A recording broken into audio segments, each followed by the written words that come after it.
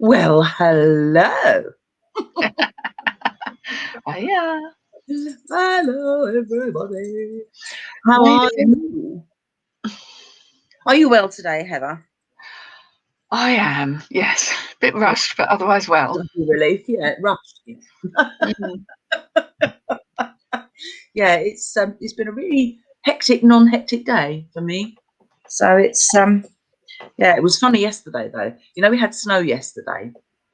Very briefly, yes, we had some. Yeah, we had quite a lot of snow actually at work, and it was so funny because they were sort of like getting us all ready to do stuff, quite big stuff, and they were um, like rolling, as in rolling cameras, rolling, ready, and normally you'd expect action and get on with it. Instead, it was rolling, ready, and oh, it's snowing. It was like, it was really funny. So we thought, oh, we'll just hold fire for a minute. Yeah, because that will show up, won't it? Yeah, exactly. Yeah. Otherwise, there'll be a person in the office with a with a little pen dotting it all out. So it's quite funny, really. And we had lots of flurries later on, but it was just that one. And timing wise, if it'd been 5 seconds earlier or 5 seconds later, it just wouldn't have worked. It was just absolutely spot on. Rolling, ready, and oh, it's snowing. It was really funny. Oh dear, yeah. I like a bit of synchronicity and good timing. It always goes down. Yes. Oh dear. Yeah, so I'm a happier bunny this week than I was last week. Apologies for last week, and to everybody that missed last week's show, which didn't happen. And the reason, of course, for that, as Heather now knows, is that unfortunately I lost my little cat Maisie. She was attacked by 2 dogs in my garden, which was somewhat upsetting, to say the least. And she battled for a couple of days, and then we lost her on Monday. And actually, I wasn't too bad on Wednesday, and I got home from work until I opened a card from the vets, which had her paw prints in and a packet of forget-me-nots. And it was just too much to cope with, and so it was one of those things I just had to pull the plug, I'm afraid. So apologies if you tuned in and we weren't live, but that was the reason why. And I'm sure, as you know, I absolutely adore my cats, and it was I was somewhat devastated. So yes, it was a tough time. So yeah. Anyway, we've got some people in that we need to say hello to, one of which, of course, is Tina. We have Redwing. Hello, good evening.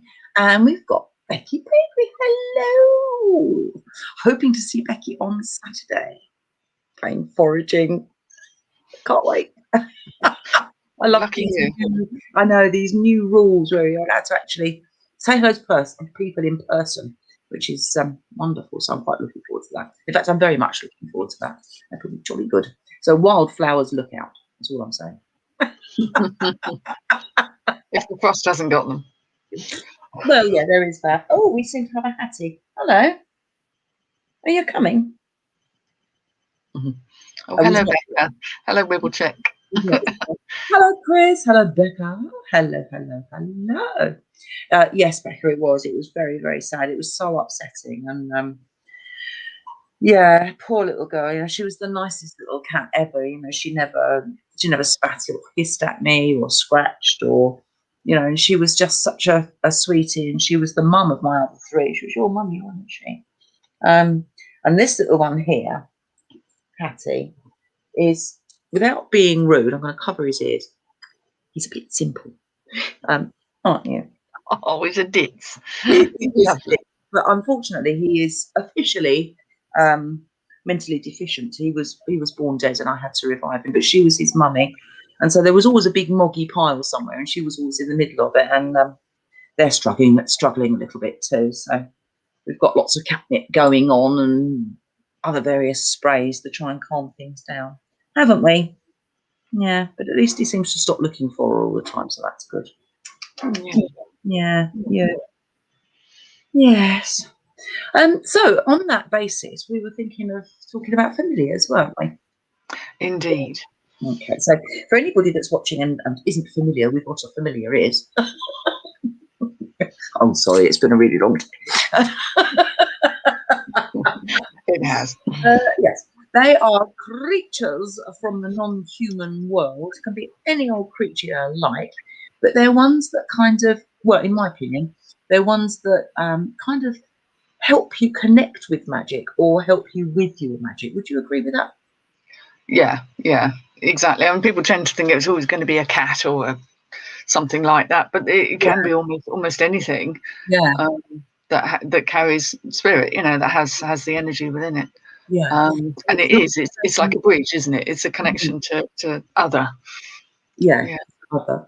And it's not necessarily any old pet. So you could have a cat that's a familiar and is absolutely perfect for what you're doing and really gets that connection. And then you could have a cat that's just a plain old moggy and just like people and just doesn't get magic at all and hasn't got the foggiest idea, like Hattie, isn't it? Yes.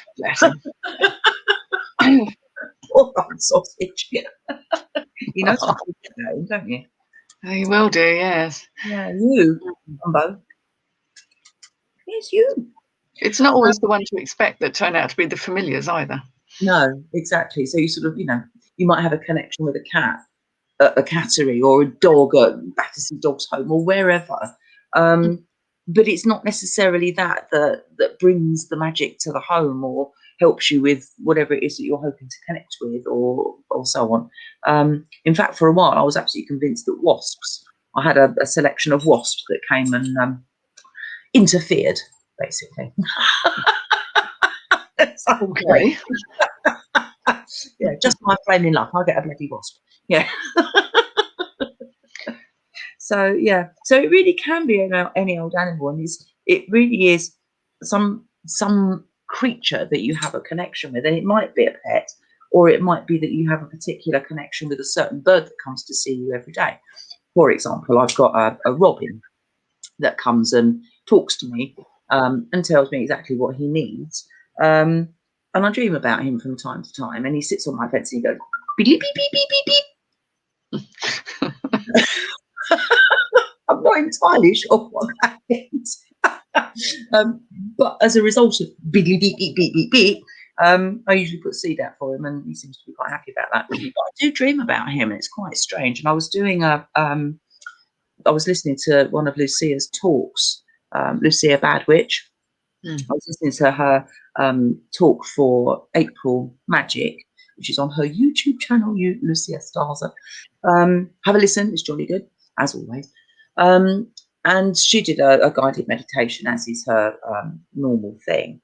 And again, it was the robin that came. It was a robin's nest with 3 eggs in the nest and so on. So it's like, okay, I need to maybe do a little bit more work with that. So, yes, it can be ones that you are familiar with, but it can also be things that you're not necessarily classing as a pet or whatever. It can be creatures that come to you and almost give you messages, if you like, or give you signs, signals that you're doing something right or doing something wrong. So it's an interesting thing, and it's not the same thing, in my opinion. It's not the same thing as a spirit animal, spirit guide. No. Animal spirit guide. Well, get there. Yeah, no, I'd agree with that. I mean, I've been making quite good friends with a very particular starling. Oh, have you? It's because of the weather was half decent last week, and I was able to spend a bit of time outside. There is a particular starling, and it has a particular song, and he sits in the same place, and I'll sit there, and he'll chatter away to me, and he always has this same little tune, and they're a bit like minor bird starlings. I think they do pick up all sorts of different noises, so they sound very peculiar. Yeah. And apparently they're quite endangered at the moment, which is a surprise because we're inundated with the bloody things. Yeah. Much as we often are with They sparrows. used to be such a common thing, along with, like you say, along with sparrows. They used to be such a common thing, didn't they? And you saw them all the time, but not so much now. We've got clouds of them here. We've got absolutely loads. And starlings are what's nesting in the roof.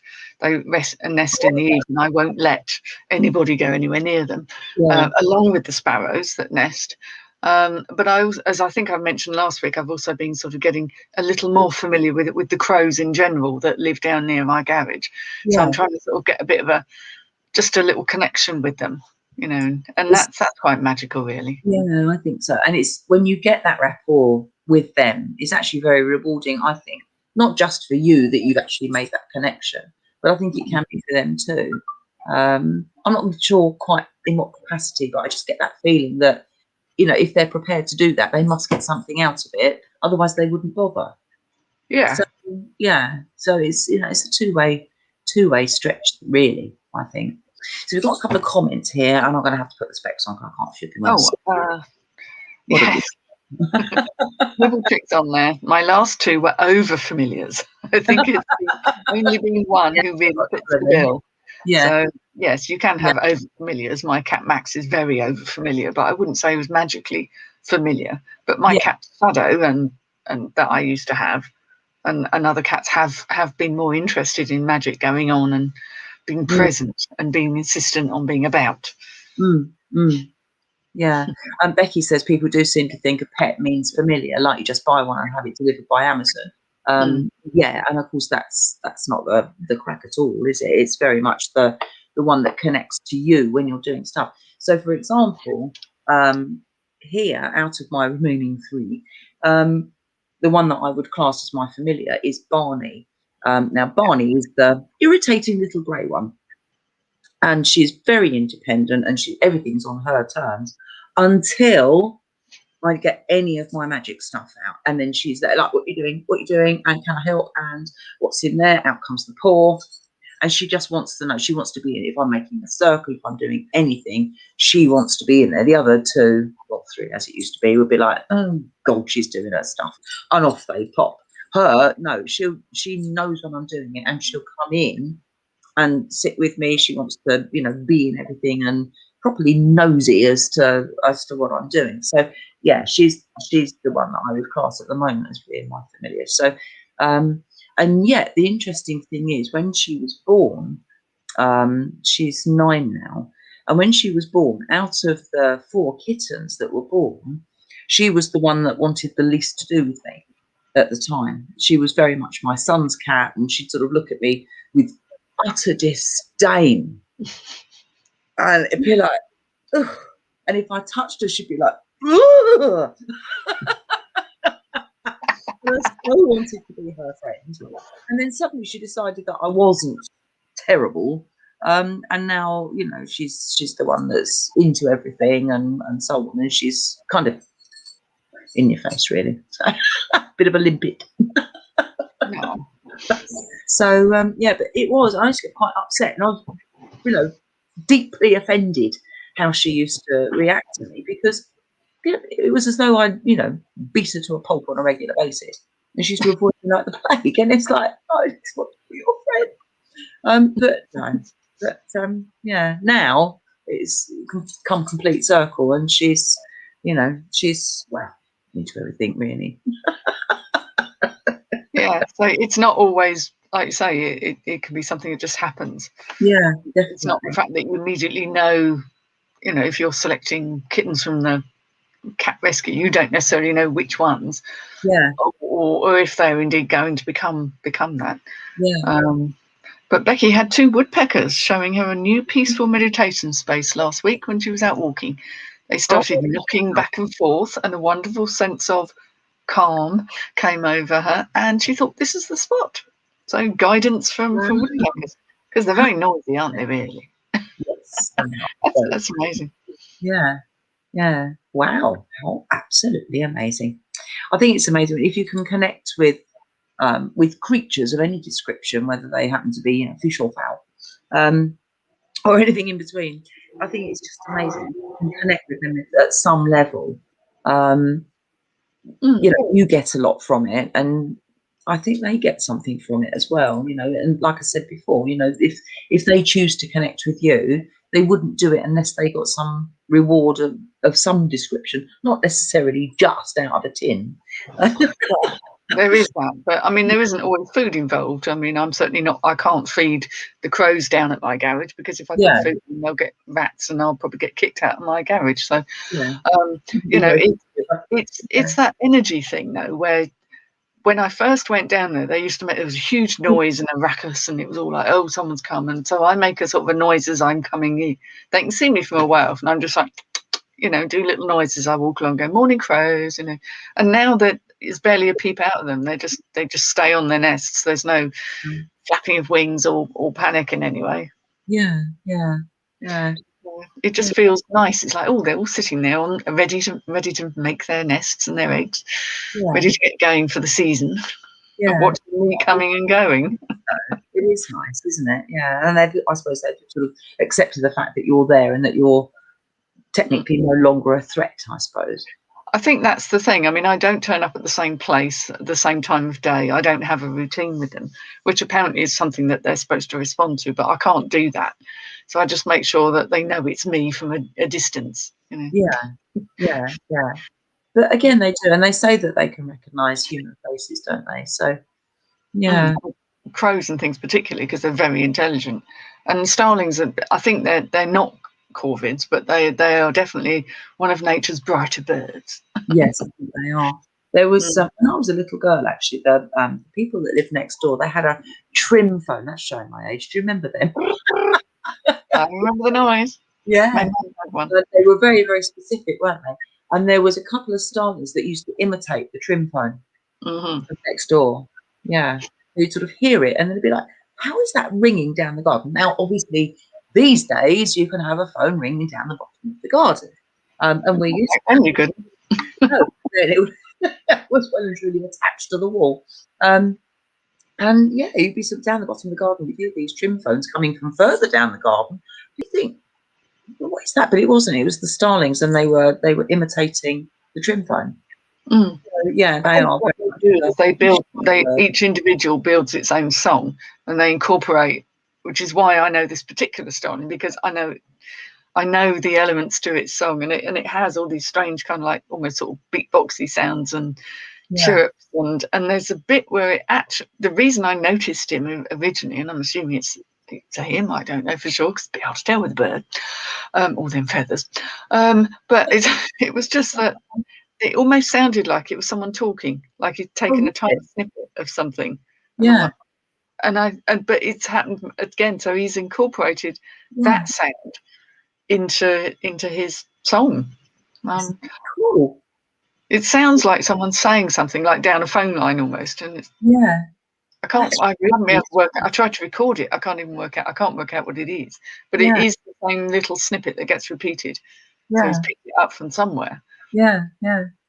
Historically, of course, familiars were considered to be something slightly different, weren't they? So they were true familiars. Yes, I don't count them as familiars in a way. They're just animals I'm connecting with. But I mean, a familiar that actually aids you in magic and puts its energy where you're putting your energy and works with you.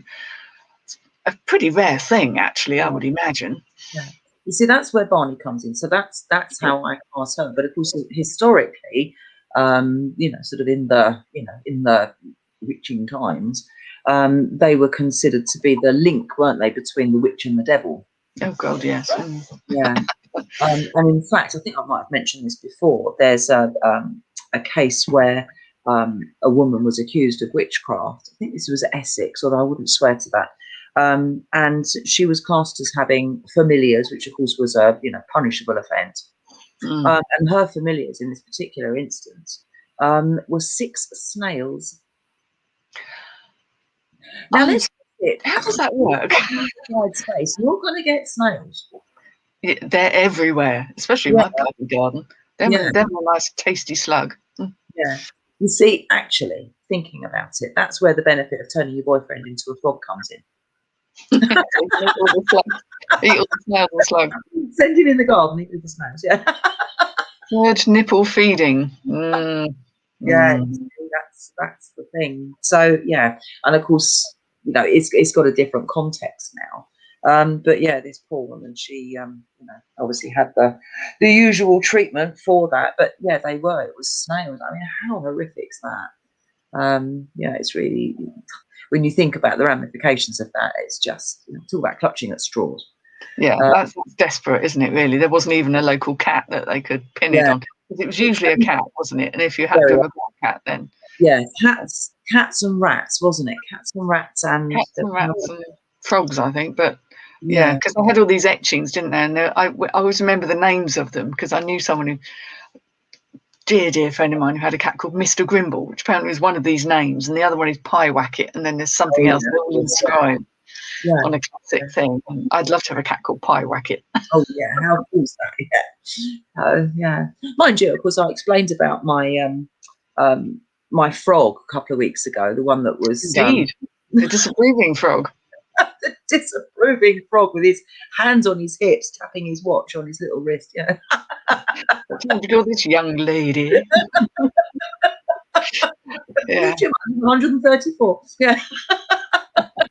Rabbits and hares. Yes, Oh definitely. yes, of course, rabbits and hares. Yeah. So yeah, mind you, they in medieval times they considered hares to be really quite evil, didn't they? And they were quite scared of hares. Why? No, but they were. If you look at a lot of Well, they'd medieval, even given the chance. well, yeah, but if you look at a lot of medieval art, they're always depicted as being, sort of quite evil with big sort of scary teeth and stuff.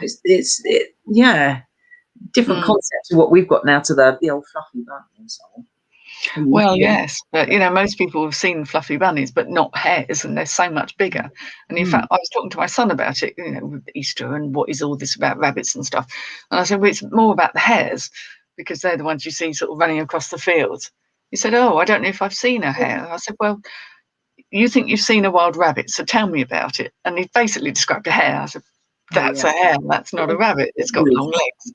Yeah, they're such long legs, and they've got much more of a chiseled face than really defined. Yeah, they're very, very sort of chiseled, defined faces, aren't they? Rather than a sort of a round, fluffy blob. Rabbits do come in all shapes and sizes, but blobbiness is definitely a feature, isn't it? Wibblechick says Shakespeare's Witches and Macbeth, Grey Malkin a cat, Paddock a toad. Grey Malkin, yeah. Grey Malkin, wonderful names back then. Yeah, absolutely fantastic. Yeah, absolutely brilliant. Well, they're a toad, really,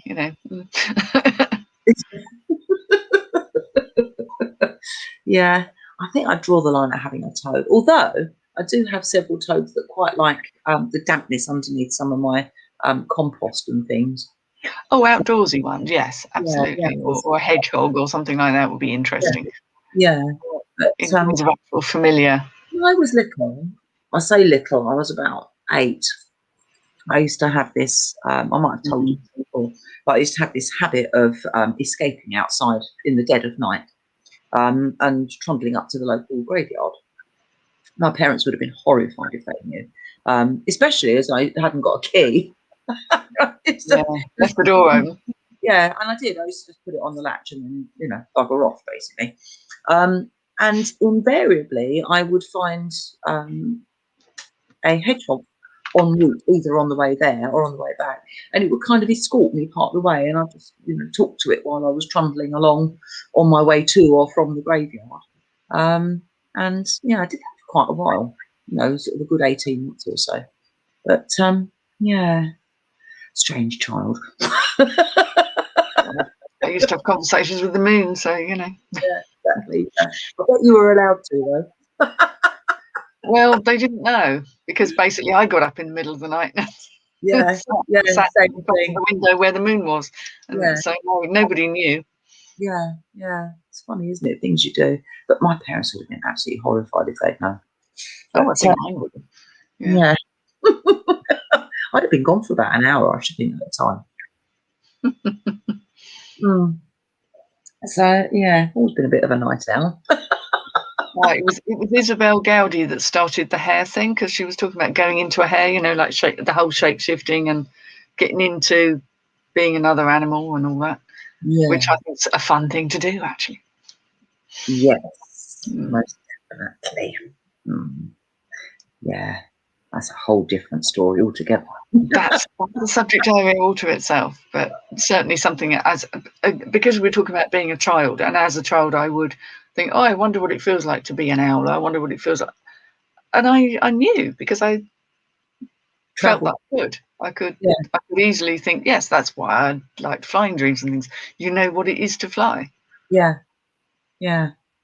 Yeah. People have got drones now, so they get the experience by, piloting a drone with a camera on it. But in reality, that's what we were doing long before.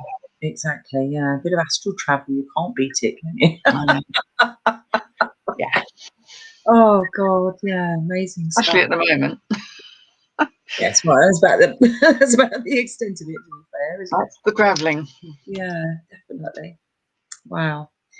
So last week we were asked a question, and it's a rather large question which I've written down. So it requires spectacles. Here they are. Yes, I can see now. Oh, God, clear out over the top.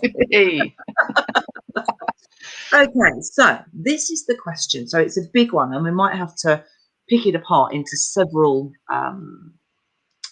chunks, basically. But I'll read it out as it is, and then we can split it down if that's all right with you. Oh, hang on, here comes Party. There you are. You going to be quiet? Yes. She's on a mission. Okay, so here's the question, and this is from Tim Crawford from a couple of weeks ago. If money is the greatest spell ever to be performed, and of course that's a question in itself, are there other forms of magic that go undetected and something that should be exposed, or perhaps worth pursuing?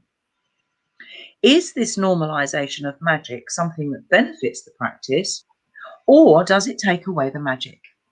So I think there's about 3 different questions there. Yeah, sorry, head explosion moment. So I'm going to read it again and see if we can all kind of get our heads around this question without any interjections from me. I'll try. Here we go.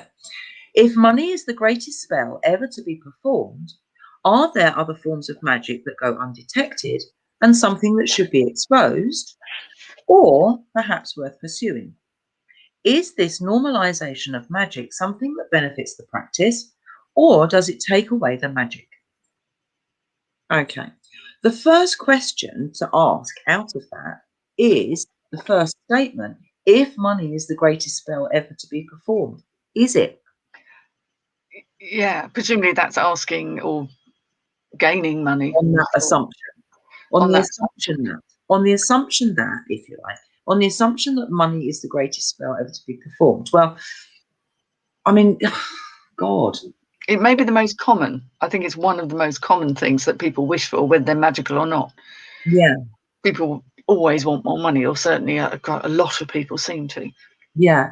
And I mean, it's that whole sort of question of if you had 3 wishes, if you had an Aladdin's lamp. There's lots of that, isn't there? Oh, I'd if you like, money in my pocket, I'm blah blah blah.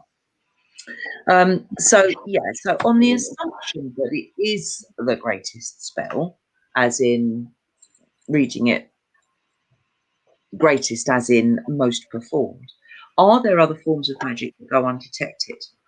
Well, I would say that love spells is right up there, if not bigger than money spells. What would you say? I think a lot of people would love to be able to change their fortunes in love, whether that's meeting the right person, retaining the person that they've met that they think is the right person for them, or getting them to commit to a relationship. There's so many variants on it. But you've got a whole thing where you're not just acquiring something, you're talking about another person with their own free will. So there's a massive amount of ethical questions around that. Now, the main thing being is people might do a lot of love spells, but perhaps what they're going to get out of it could be very different from what they think they've wished for. And is it ethical to do that?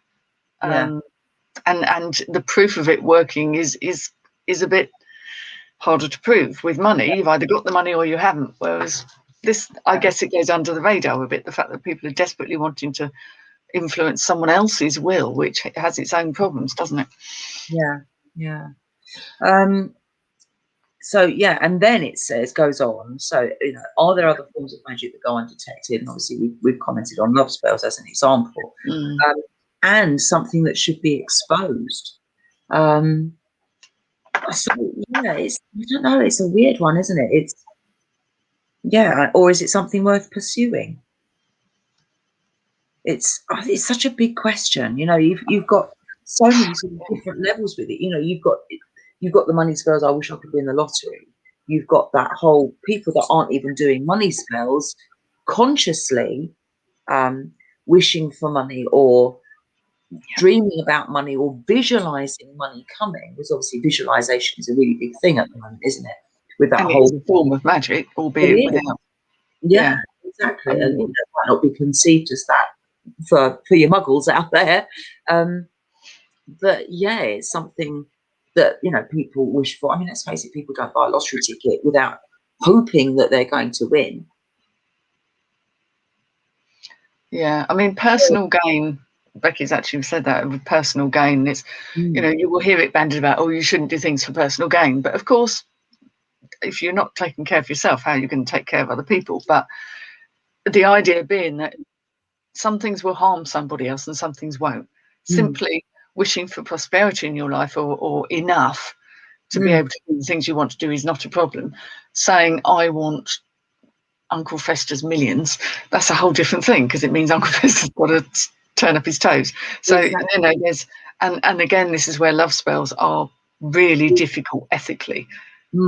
Although I suspect lots of people are having a go at doing them. There's enough books out there and reference material, people will try. And who knows if it works or not. Yeah. But that's a real issue, because Yeah. the person is not, you're not allowing someone their own right to their own free will. And if that isn't an issue of consent, I don't know what is.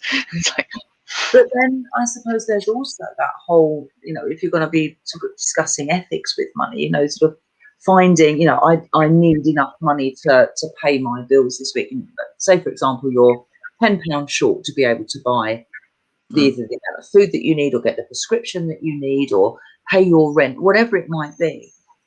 And you find £10 on the ground. And you're like, yes, you know, my spells come true. Now I can pay my rent. Now I can get my prescription, whatever it might be. But that £10 may have come from somebody that needed that money even more than you did. They might have lost it. So, you know, even at that point, you've got ethics with it. But what I was going to say before I thought of that to mention was, how do you feel about like the city boys, you know, the big money city boys, for example? I mean, obviously, when it comes to money, they're the guys that deal with the big money stuff. yeah. Are they the greatest magicians in the world because they make their millions? I don't think most of them would pay a heed to magic. Yeah. They think it was because they were so smart, or Yeah. they do have a gift, a knack, or whatever for But it. is that the intuitive knack that comes from a magical point? I wouldn't have thought so. I'm not saying in every single case, but by and large, probably not. But It's then, is intuition in itself a magic trait? yeah, if they're using intuition, and there will be people that do. I mean, I use my intuition in my day-to-day business life, because I can't not. It's part of who I am. But yeah, there are caveats to it. You'd never want it to be at someone else's expense. But someone without that training who's using their intuition, are they wrong? Probably not. If they're not harming someone else, it always comes back to that.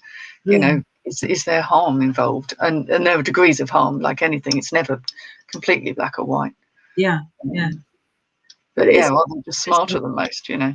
Yeah, but the more you think about it, the more you can pick it apart and add different, you know, sort of different yeses and nos to whatever you want. Oh, excuse me. Well, Susie's just popped in here. Susie Courtney's just popped in here and saying, having worked as a city broker, there we go, we've got someone who's done it. I can tell you that you are so much working on your wits that magic is the last thing on your mind. True, but I would imagine if you're operating instinctually and on your wits as well, then there's going to be an element of it that you won't be consciously aware of it, I'm sure. Yeah, even if it's a subconscious thing. So yeah, I mean, I've on a very, very small scale, by comparison, I've started poking about with cryptocurrency. And at the moment, I'm doing quite nicely with it. I've tripled my money in 5 weeks, which is rather nice. I mean, it's, you know, it's by the city boy standards, it's, you know, afternoon lunch probably. But yeah, it's fun as well. That's the thing. It's yeah. But when I was choosing which particular, in my case, when I was choosing which particular currencies to invest in, again, it was like, I've got a good feeling about that. Oh no, I'm not sure about that. And it was, even on that tiny scale, I wasn't sort of consciously thinking, I'm going to magic this thing to, to sort of be successful or whatever. But there was still that element of like, that rings. I've got a certain feeling about that, and I've got a bad feeling about that, and I'm not sure about that. But as I said, I've tripled my money in 5 weeks. So, in fact, I've almost quadrupled it, and it's come back down. But yeah, tripled my money in 5 weeks, and you can't say fairer than that. That's quite nice. Well, exactly, and I think I can't see that anyone. Yes, it is for personal gain, but again, if you need to be able to make sure you have a stable environment and that the bills are paid, and that you can then go on and do what you want to do. Exactly. And I think that's fair enough. I don't see you harming anyone in that process, and some magic is a bit selfish. I think it's normal. Yeah, it is. I mean, at the end of the day, you go to work, whether it happens to be in a coffee shop or in the city or at a bank or, Morrison's. You go to work for personal gain because you need, unfortunately, money makes the world go round, doesn't it? You need to be able to pay the bills because they're there. Well, exactly. Money buys you some freedom and choices. That's what it's for. It's what you do with it. It's important. Money in itself is stuff. Yeah, it's stuff, isn't it? Anyway, we've got extra parts to this question. Let me go back again. Yeah, I forgot what. Yeah, I know. Let's start again. Here we go. So, if money is the greatest spell ever to be performed, are there other forms of magic that go undetected? And as I say, now we've mentioned love spells, and obviously they often go undetected. But yeah, there's lots of spells that go undetected, whether it's healing spells or glamour spells for that matter. You might need a glamour spell in order to get a certain job, or whether it's working behind a bar or whatever. You might need prosperity spells to get a job, or whether it's just empowerment stuff in your own right to be able to get through the day because you're having a bad week. You've got all sorts of stuff going on there, haven't you? And should they be exposed? Well, maybe not. I suppose it would depend entirely on the individual case in that particular matter, wouldn't it? So yeah, and then the last part of this question is this normalization of magic something that benefits the practice, or does it take away the magic? Well, I think actually, it does sort of take away the magic, because if you're saying it's instinct, and as Susie said, magic doesn't come into it, and yet if you're using a certain amount of instinct, you're saying, oh no, I did this and this, but negating it from what actually might be considered a magical instinct or whatever. I don't know. Yeah, I suppose that it's defining intuition, because some of it is going to be based on common sense and accumulated experience and what you've learned, all that kind of thing. But without doubt, I think anyone who works magically knows that it very much connects with something that is beyond the everyday self. And whatever you call it, that's beyond the individual. So you're tapping into something more shared, perhaps. Collective unconscious, the term I would use, but not everybody would. That you're tapping into something. But yeah, I don't know. I don't see how you can really ever lose the magic. You can choose to push it to one side for a bit.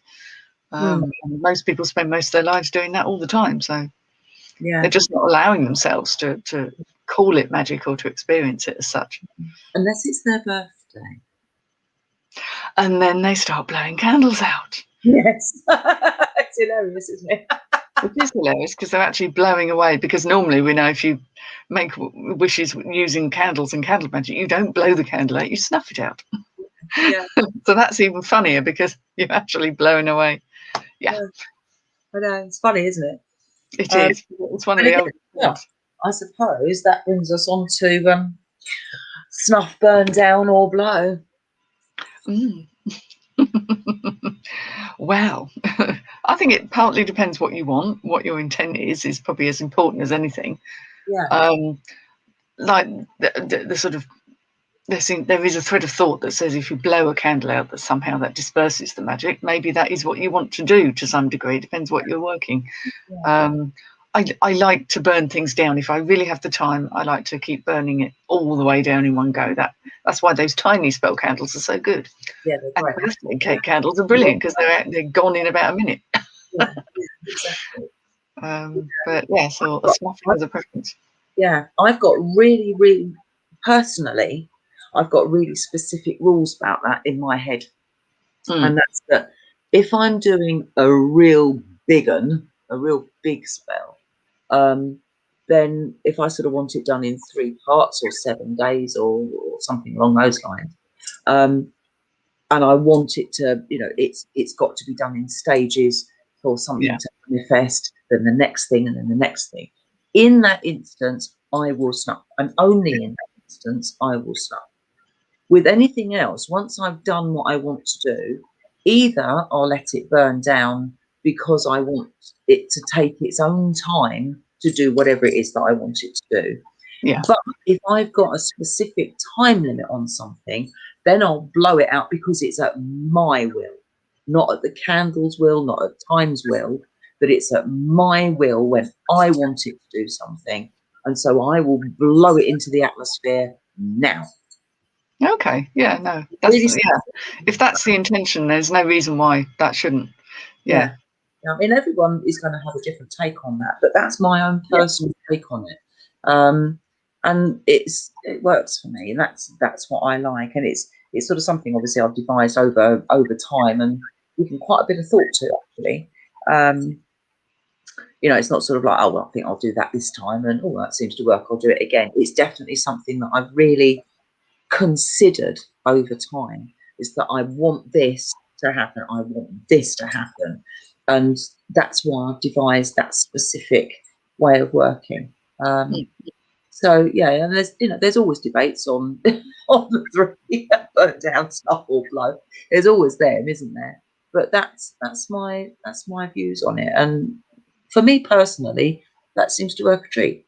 So yeah, I've got some big stuff coming up this weekend, which I can't talk about yet. I will, but I can't talk about yet.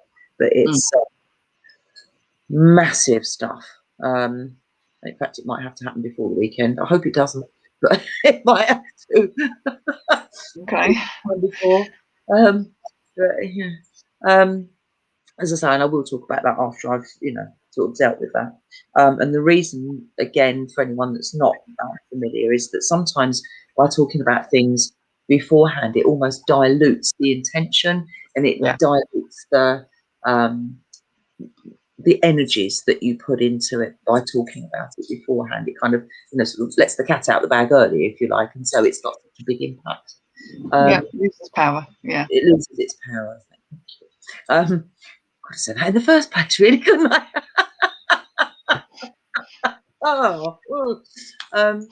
So it is something that I will talk about, but I can't just yet.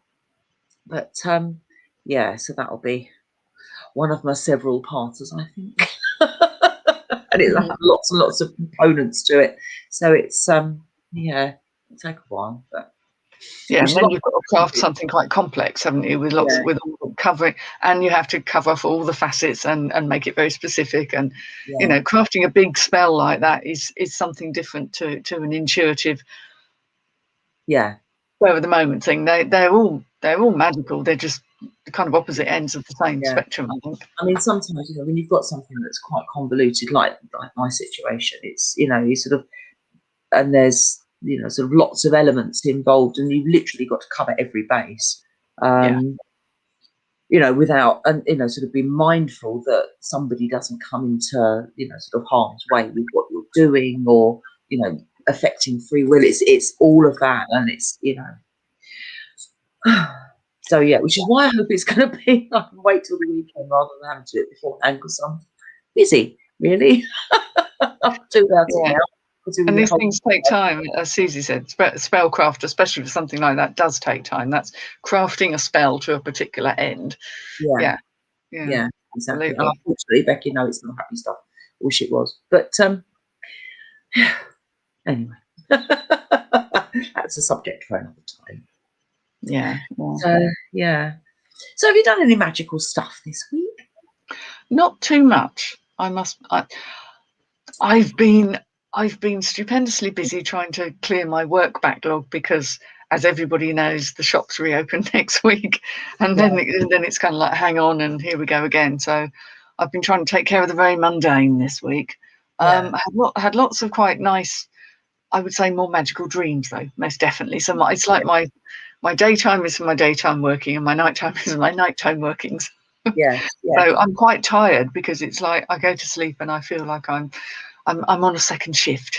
It's like whatever I'm doing in there, and I know it's like, how best to describe it? It's kind of like you have a dream on one night, and you sort of forget it during the day, but when you go back to bed, you sort of remember where you are. So you're almost like jumping back in because there's more work to be done. And it's kind of like binge watching a series on Netflix. That's kind of what I'm doing, is I'm having to go back in and try and correct and work with the stuff. And then so I have been a bit tired. Yes.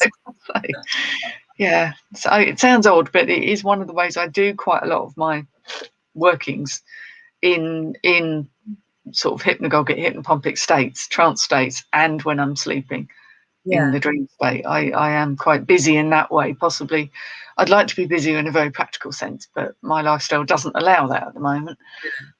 But that's when I really get the space and time to do the astral traveling, to do the magical work. Yeah.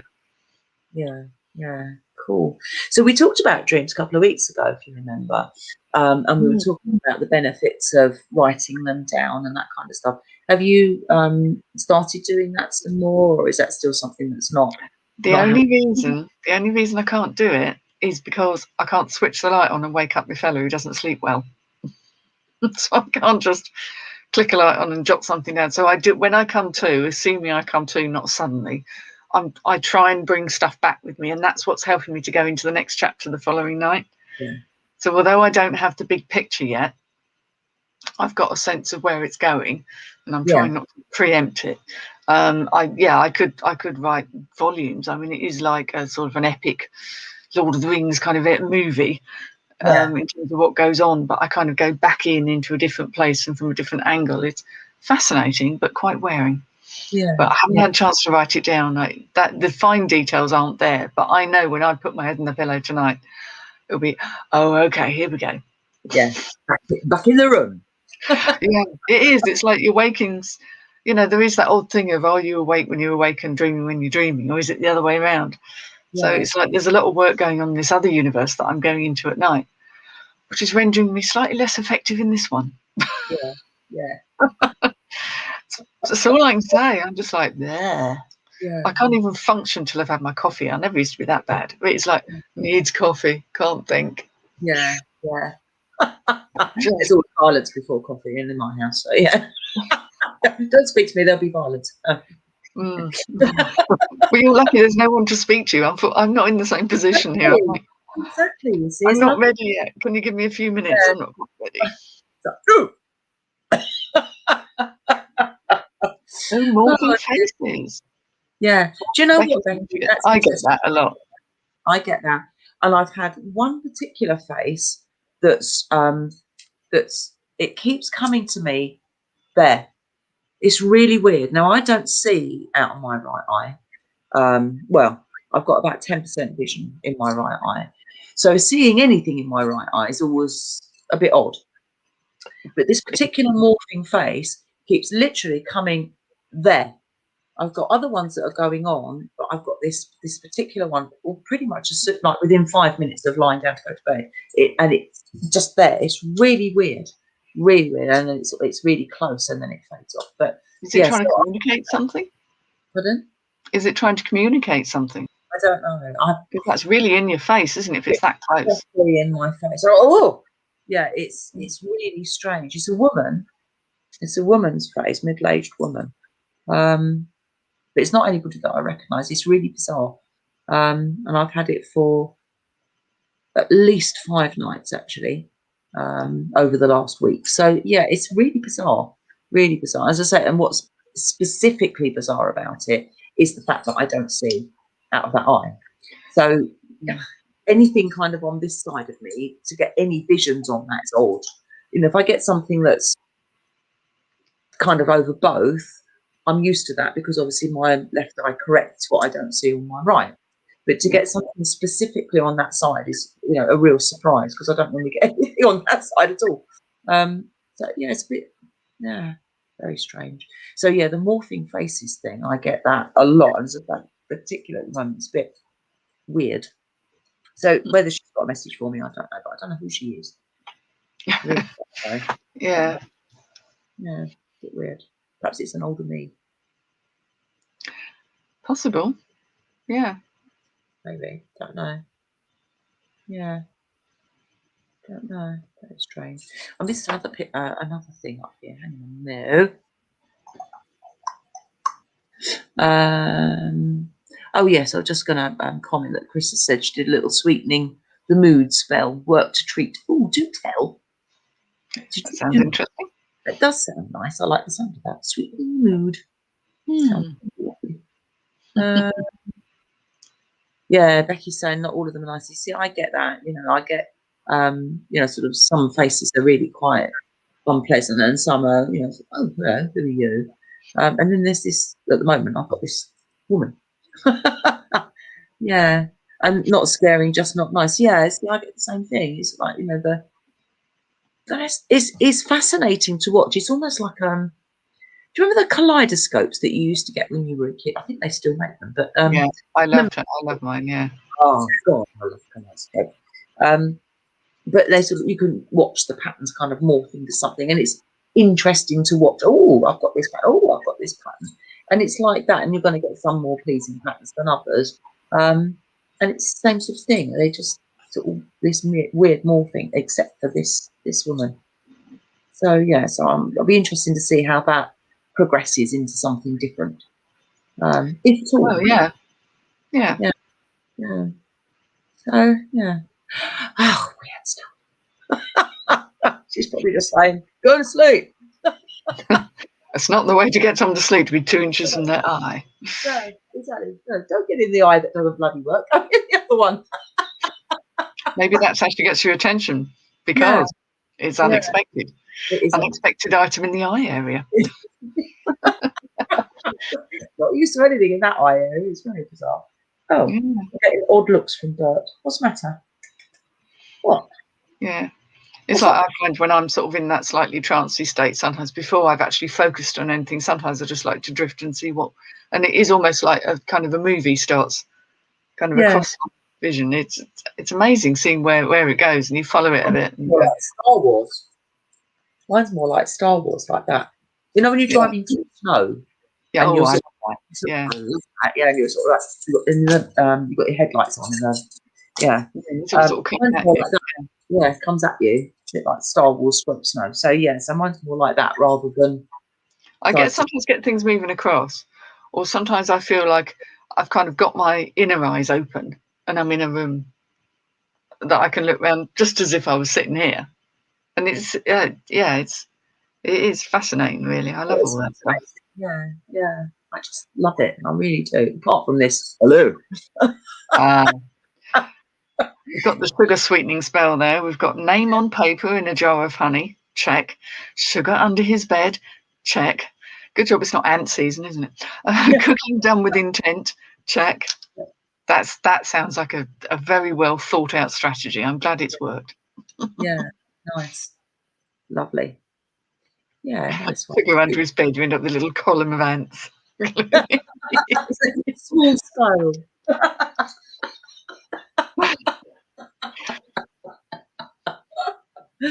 Oh God, yeah.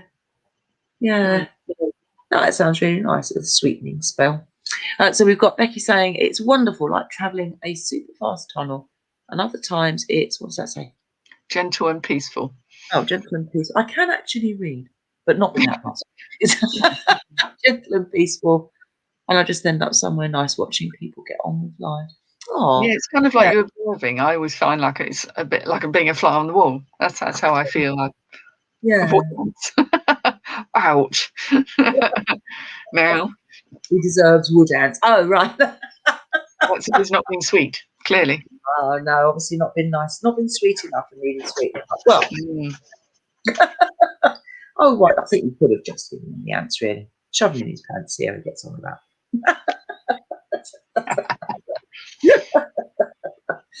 Oh dear. Well, we've been wittering. Actually, we've not been whittering. We've been really digging the juice today, haven't we? I was going to say, big question we probably haven't exactly answered it, but we've kind of unpicked it a bit, like an unravelling of a jumper, I feel. Yeah, definitely. But it was so. Apologies if that's not answered your question, Alex. But not Alex, Tim. So if it hasn't, I do apologise. If you want to reword it, if it's not what you were asking, then please do. But hopefully, it's given you some food for thought, or what we think anyway. So yeah. Well, yes. Anyway, we are going to say to the pip, and we'll see you next week. So yeah, have a great week. The awkward waving. Awkward waving. Oh, I've got the drink then. Bye. Bye.